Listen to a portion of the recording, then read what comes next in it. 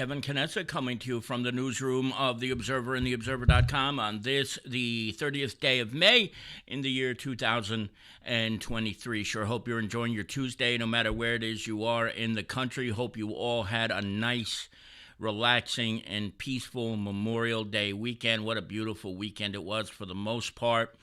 So hope you all had a chance to spend time with your friends and families and things of that nature.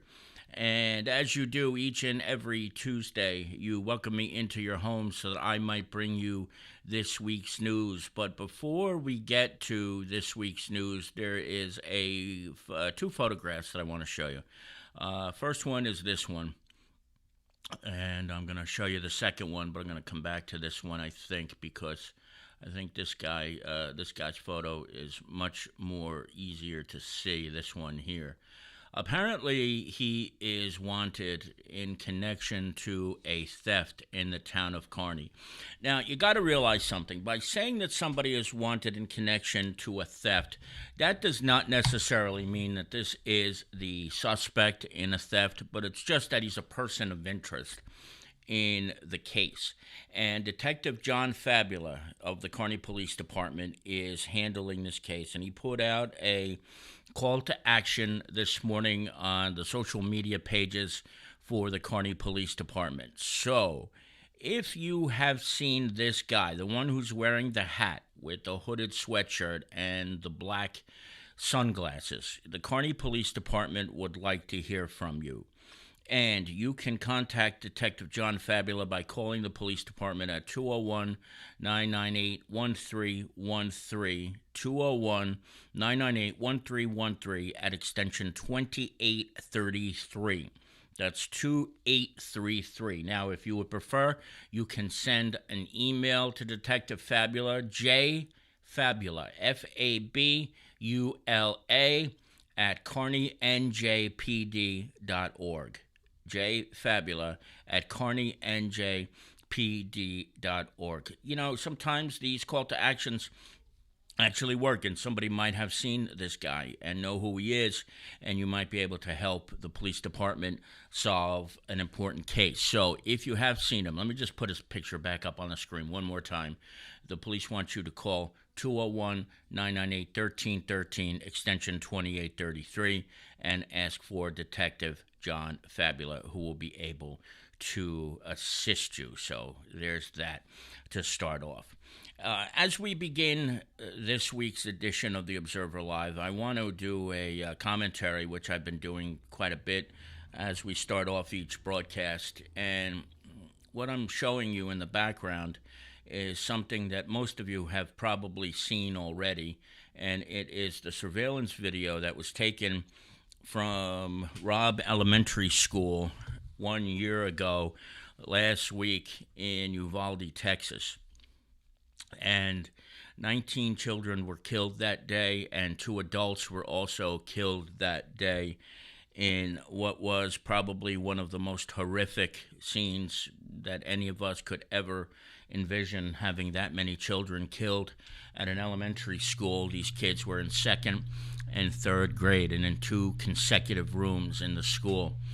And as we are all pretty painfully aware right now, those kids were kept in that set of classrooms for 77 minutes before anybody came in to give them any sort of assistance.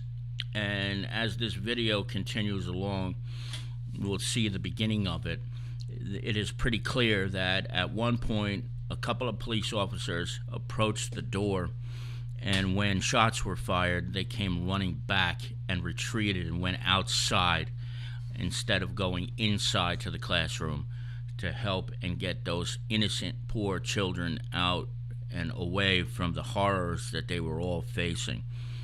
And I saw a documentary over this weekend that said that some of the kids who were in the classroom actually saw their friends be shot and killed because they weren't all killed at once. And if they had been released earlier and they had gone in there and gotten this guy, it's a possibility that not as many of the kids who died would have died. But since that time, 1 year ago, so little has changed. In fact, I would venture to say absolutely nothing has changed. In fact, if anything, we've probably seen more school shootings and active shooter situations in this country in 2023 than we ever have before.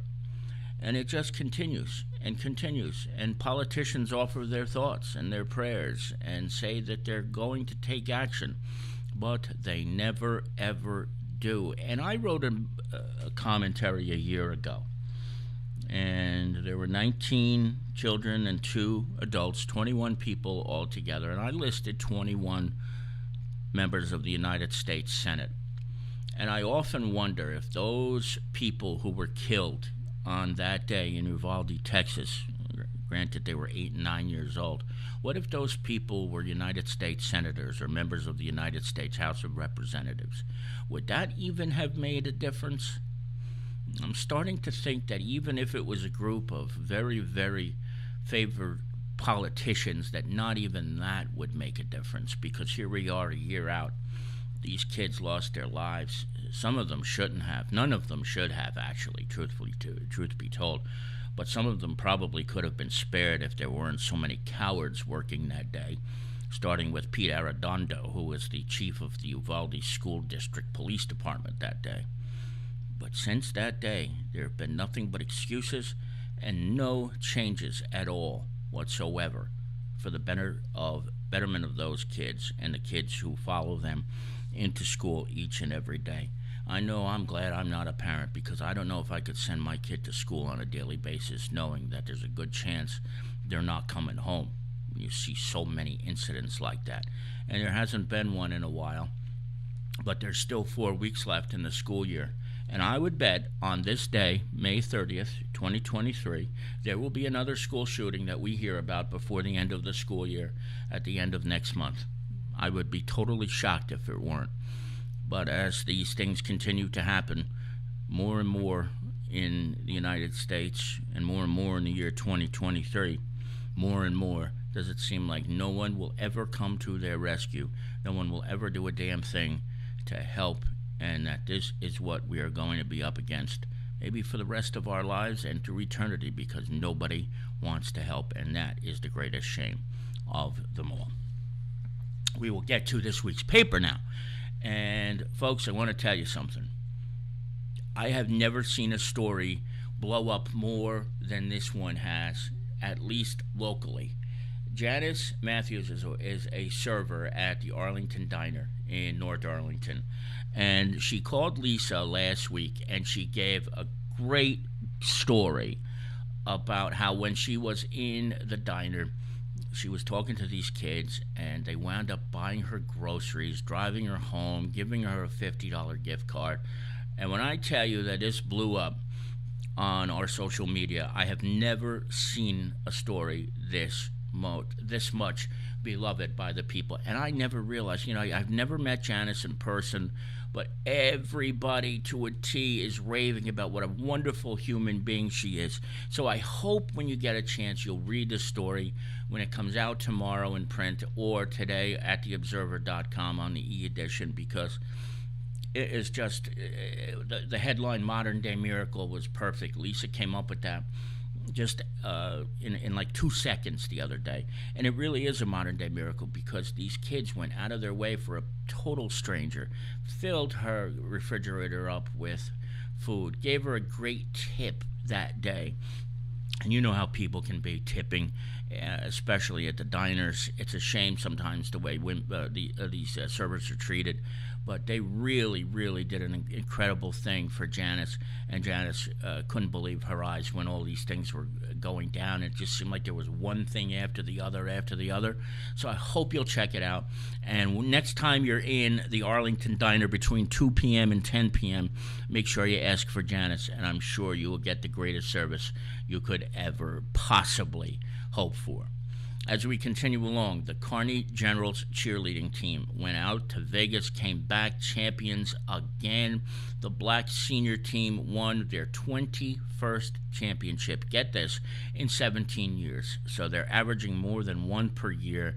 They continue to go to these incredibly difficult and challenging tournaments all over the country and come back victorious. I had a chance to speak with Jamie Geddes, who is the head coach of the team, and it's just remarkable what these girls do. The effort that they put in and the results that they get is just extraordinary. So congratulations to them on a fantastic tournament out in Vegas and on their newest championship. All they ever do is win, win, win. And when they were out there, they beat 2 teams from California and 1 from the state of Oregon. So we're not just talking about localized teams here either. These kids are playing the best of the best and competing against the best of the best. Election Day is coming up next Tuesday, and Alex Valdez, a young man from Kearney, is running against the incumbent freeholder, I'm always going to say freeholder, but Commissioner Al Cifelli in West Hudson for Hudson County Commissioner, and we had a chance to speak with him last week at the last possible minute, and he believes he can win. I think he's very optimistic about his chances, but he thinks that he can pull this off because it's an off year election with no big names at the top of the ticket. History will show whether he was right or wrong in a week or so, and we'll see what happens. But he's going up against the behemoth, so it's going to be an uphill climb for Alex, but you can read his story today on page number 3, and then you get to vote on Tuesday, whether it is for the incumbent Al Cifelli, who has been in office since January 1st, 1998, or Alex Valdez, a young man who is certainly a very bright kid and certainly has a good future ahead of him in politics if that is what he so desires. Our good friend Heather Ostansky's son Kyle, who we have been talking about since he was in high school at Kearney High School. Speaking of KCG cheerleading, KGC cheerleading. Kyle was a cheerer then. He wrestled for Kearney High School, and now he is in the United States Marine Corps, and he has been promoted to the rank of corporal. Kyle is a great kid. His mother is great too. Great family. So we congratulate Heather and Chris, Kyle's parents, on his great achievement. But Kyle is right now stationed in the Pacific Ocean. He's done some time in Japan. I believe he's in Hawaii now, or maybe he's back in Japan, but he's been out in the Pacific Ocean for the most part since he left Paris Island. But he was just promoted a couple of weeks ago, was in New Jersey. Heather got to see him, and we're really happy for Heather. So congratulations to Kyle Ostansky, who is just climbing up the ladder and who continues to impress each and every one of us here. We're so happy for him and for his family on all the successes that he has achieved. Hudson County Community College had graduation at Harrison Red Bull Stadium a couple of weeks ago, and 1,500 plus kids graduated, the biggest graduating class in the history of Hudson Community College. Congratulations to Chris Reber, the president of Hudson County Community College, on that fine achievement. Our good friend Jason Bernstein has 3 sports stories. As you can see right now, I'm going to flip through those right now for you, and you can pick up a copy of the paper or you can read it at theobserver.com at your convenience. Briefly, the state of New Jersey awarded a grant to the to the borough of North Arlington for $31,000 plus for green initiatives, and that was because of the work of Mayor Dan Pronti. And coming up this weekend in Belleville, it's the annual Bike Rodeo, the bike event that is extremely popular with kids. You know, the mayor and council, the police department, and other town employees and volunteers get together. It starts off at school number 7, and they do a trip around town. Very, very popular. You provide your own bike, obviously, but that's coming up on Saturday at 10:30 a.m. You can find all the details in this week's edition on, what is that page? 15. So check that out when you get a chance. And if you're a youngster and you're looking for something to do with the kids this weekend, be sure to head on over to school number 7.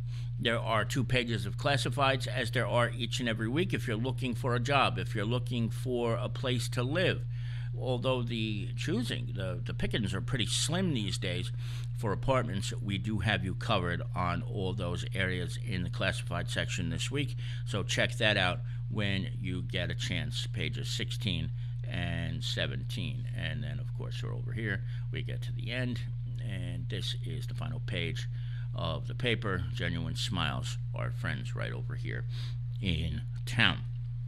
Just another housekeeping item to remind everybody, the newspaper is being delivered, generally speaking, on Wednesdays now. You're not going to get papers on Tuesdays unless there's something special going on anymore. They will be out probably around, give or take, 2 o'clock. They start to get delivered 1:30, around 2 o'clock, 1:30, 2 o'clock on Wednesdays. So that's the new system with our new printer. They, we think, did a fantastic job last week, even though the weeks before that weren't so good. We were fortunate to get the paper out, but we think you should be satisfied with the final product. We hope you are. You let us know what you think. You could always send us an email or make a comment on our social media pages and let us know if you think it was better this past week than it was the weeks before that. And we hope to see continued improvement as we move along with our new printer. And we're very, very grateful to all of them for taking us on as new clients. And we hope you'll all get used to getting your papers on Wednesday. I know it's a little bit of adjustment, but we'll get there. Before I go and sign off, I want to say hello to two buddies who just happened to be here, and I didn't get a chance to put them on the air or on the screen yet. Our friend Manny Ventoso Jr. is here in town. Manny, always a pleasure to see you.